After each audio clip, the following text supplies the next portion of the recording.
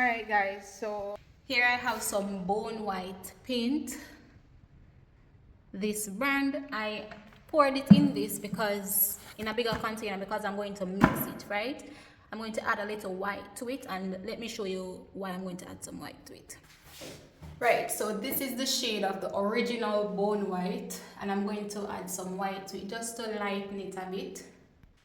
And also the paint was a little bit on the not so silky smooth side, so I'm going to use the mixing drill and for the first time as well, and just see if I can get it mixed out in a more refined way.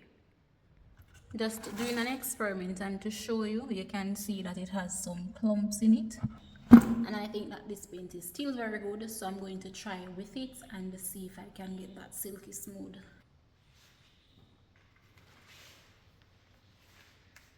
First time ever using this, so let's see. I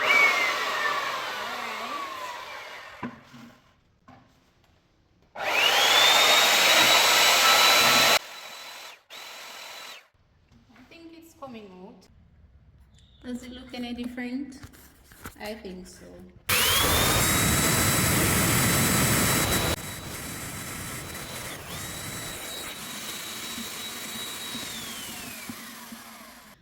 Alright, so this is what it's looking like now. Can't make out any lumps. And if you still can, it's very much little to none. Looking better. So I'm going to start the application now. Let me see. Alright, so this is what it's looking like now, and this is what it was before. Well, I mean, it could have stayed to give like a contrast, but this one blends in much better. So I'm going to just recoat the entire space. I removed these tiles yesterday.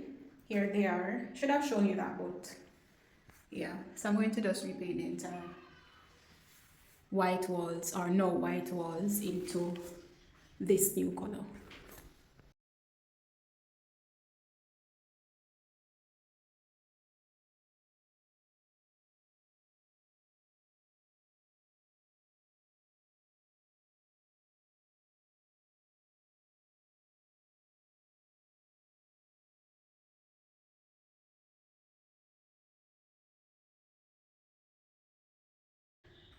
Alright guys, so as you can see, well, I'm not sure if you can actually see, but the technique that I was using requires a little to absolutely no sanding. So it's just a matter of getting the surface much smoother, and the patches that I was basically compounding or filling are from the tiles that were on the wall. So it is, as you can see, very smooth.